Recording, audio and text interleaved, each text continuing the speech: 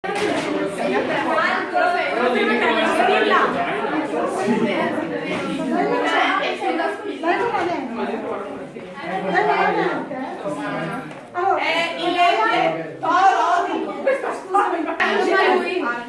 nano,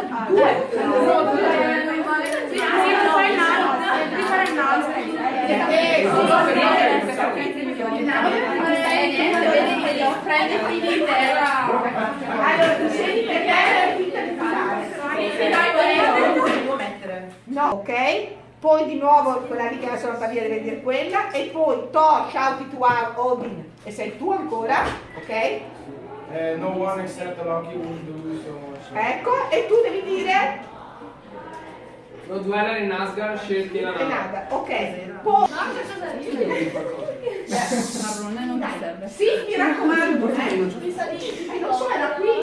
There are many Viking gods and goddesses, but I shall tell you only of four. First was Thor, the god of war. He was a loud and angry god, with his hammer to command the thunder. But he had a soft side too, when it came to his wife Sif. She was the goddess of the harvest, and was very beautiful with long flowing golden hair. The third god in this story is Loki, known as the trickster god, because he had tricked his way into becoming a god. The last and most powerful was Odin, that lived in Asgard, the land of the gods. As we have said, Sif's hair was long, almost reaching the ground. After she had washed and combed it, her hair shone brightly in the sun, while she fell asleep on the grass, waiting for Thor's return. Loki watched and waited, because he had a cruel plan. This was his chance to cause havoc and take from Thor his greatest treasure, Sif's hair. The sun was still shining when Sif awoke, but her hair felt cold and light.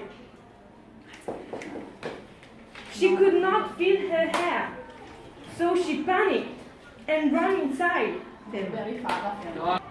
This was his chance to cause havoc and take from Thor his greatest treasure, Sif's hair.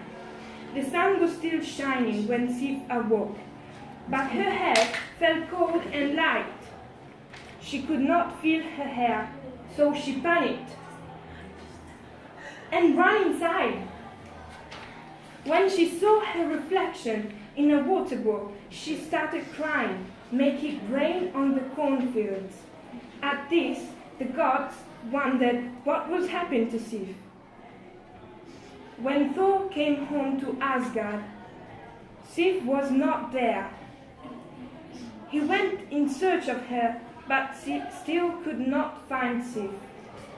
Finally, Thor heard his name being whispered. Sif sobbed from the shadows. Asgard, do not look at me. I am as ugly as a dirt. I must leave Asgard now. Thor was confused. What has happened? He asked. The goddess in despair said, I have lost the beautiful golden hair that you loved. I do not want the dwellers of Asgard to look at me.